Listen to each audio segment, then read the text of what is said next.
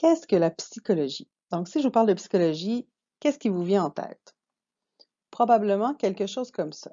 Quand on pense à psychologie, on pense à psychologue et donc on va penser à un professionnel de la santé mentale qui va intervenir dans un contexte de bureau clinique auprès des individus qui ont des difficultés ou qui vivent des épisodes de souffrance, de dépression, etc.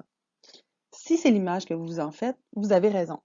Par contre, la psychologie, c'est loin d'être uniquement l'intervention clinique. Donc, la question qu'on va se poser, c'est ça cerne quoi exactement comme sujet d'étude la psychologie? Commençons par une définition. La psychologie est la science qui étudie les comportements et les processus mentaux. Donc, l'aspect d'étude qui relève du fait que c'est une science, on va y revenir un petit peu plus tard. Pour l'instant, pour bien comprendre à quoi se cerne le champ de la psychologie, on va commencer par déterminer qu'est-ce qu'un comportement et qu'est-ce qu'un processus mental. Qu'est-ce qu'un comportement? Un comportement, c'est une action ou une réaction observable. Donc, c'est ce qu'on peut voir dans les comportements des gens, des manifestations, des réactions qui vont être visibles et donc qui vont être externes à l'individu. Maintenant, qu'est-ce qu'un processus mental? C'est un processus lié aux fonctions mentales. Dans le fond, c'est tout ce qui est lié avec le traitement de l'information. Puis là, ça peut être autant tout ce qui a rapport avec l'intelligence, la mémoire, la perception, que les croyances, les connaissances, mais également les émotions. Fait que c'est davantage ce qui se passe à l'interne, puis dont on ne peut voir que les manifestations comportementales. Donc, lorsqu'on parle du processus mental, c'est vraiment la partie qui est interne, c'est les cognitions, les pensées, les émotions, donc tout ce qui a rapport au traitement de l'information et aux fonctions mentales. Pour voir si vous avez bien compris ce qu'est un comportement et ce qu'est un processus mental, on va regarder ensemble une petite mise en situation. Donc, je vais vous faire le récit et vous allez essayer d'identifier dans ce récit des exemples de comportements et des exemples de processus mentaux. Donc, imaginons Maya qui a le béguin pour Guillaume.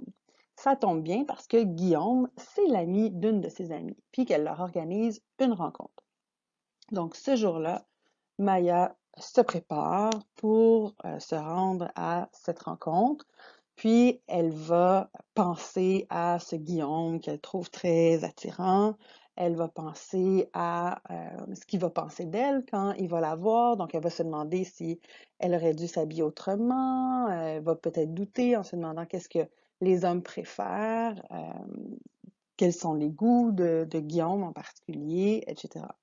Elle se rend à sa rencontre, prend sa voiture, elle se rend compte qu'elle conduit plutôt vite et donc va se dire, OK, là, il faut que tu te calmes un peu, puis elle va ralentir. Elle reçoit un appel du Guillaume en question qui lui indique qu'il l'attend à un restaurant sur lequel ils se sont entendus. Puis elle se rend compte qu'elle parle vraiment très, très, très vite, donc signe de sa nervosité. Elle raccroche, puis continue à conduire quand tout à coup, elle se rend compte qu'elle ne se souvient plus comment se rendre au restaurant. Et donc, elle active le GPS avec la fonction vocale dans son véhicule pour avoir les directions à suivre pour se rendre jusqu'à cette rencontre.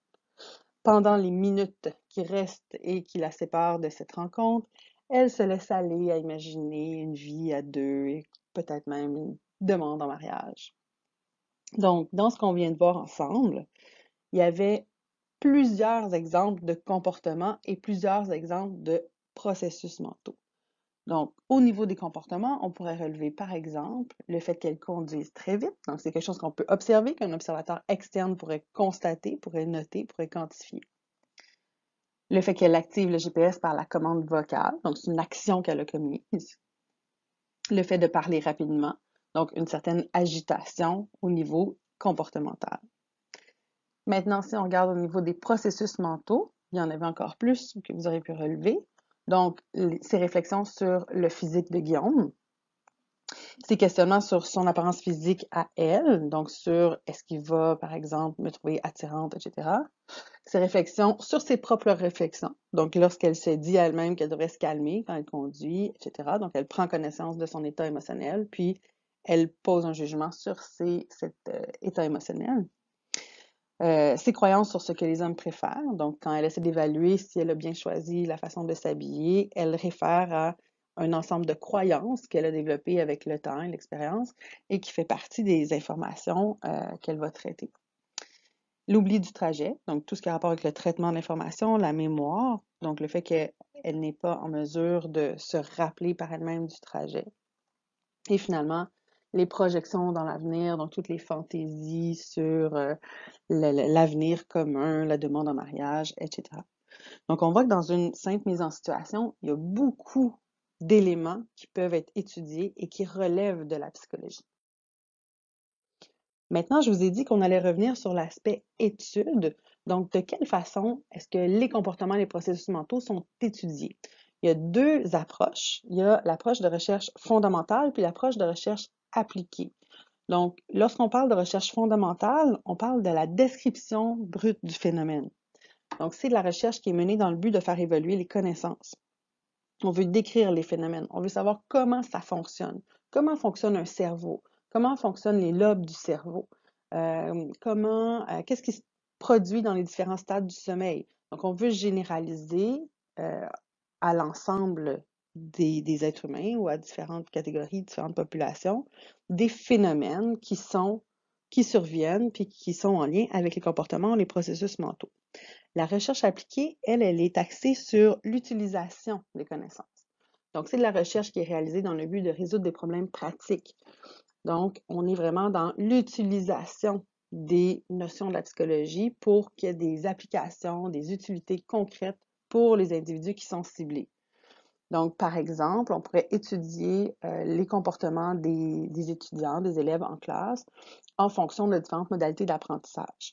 Et là, ce serait la recherche appliquée parce que c'est les résultats de cette recherche-là, on peut les utiliser directement pour améliorer le sort des gens, pour changer leur comportement, pour changer leurs processus mentaux. Donc, tout ce qui relève des interventions cliniques de la santé mentale va découler de cette recherche appliquée. Donc, ça ouvre la voie sur toute la dimension clinique. Et donc, on retrouve ici l'exemple qu'on avait d'entrée de jeu, qui est souvent la première pensée qu'on a quand on pense à la psychologie, qui est l'intervention clinique. Dans cette image-là en particulier, comme on le verra un peu plus tard, ce qu'on voit, c'est une intervention de type psychanalytique, donc le type d'approche dans lesquelles on va aller chercher des conflits inconscients. Donc, on reconnaît ici sur la figure les planches de Rorschach. On reparlera de ça. Mais ce qui est important de retenir pour l'instant, c'est que la psychologie, c'est très vaste. Il y a beaucoup de recherches qui se fait pour comprendre tout ce qui a attrait aux processus mentaux, la façon dont le cerveau fonctionne, les cognitions, les croyances, les pensées. Il y a beaucoup de recherches qui se fait également pour générer des façons d'intervenir auprès des gens, d'améliorer leur fonctionnement, de favoriser, par exemple, le vieillissement optimal, de favoriser l'apprentissage, de traiter les troubles psychologiques, etc. Et donc, découle de ça la dimension clinique de la psychologie qui est juste une partie de la psychologie et non pas la définition de l'entièreté de ce champ. En somme, la psychologie étudie ce que fait et ce que pense l'être humain. Donc, on s'intéresse, oui, à l'être humain, mais plus spécifiquement à la façon qu'il y a de se comporter, puis au support cognitif qu'il y a derrière ça. Elle comporte une dimension fondamentale et une dimension appliquée. Donc, dans la dimension fondamentale, c'est la production de connaissances généralisables pour décrire des phénomènes, décrire comment fonctionne un cerveau, décrire comment tel comportement surviennent dans telles circonstances, alors que la dimension appliquée est davantage axée sur l'utilisation de l'information. Donc, on est plus dans l'intervention, dans la mise en place de programmes et dans la clinique également.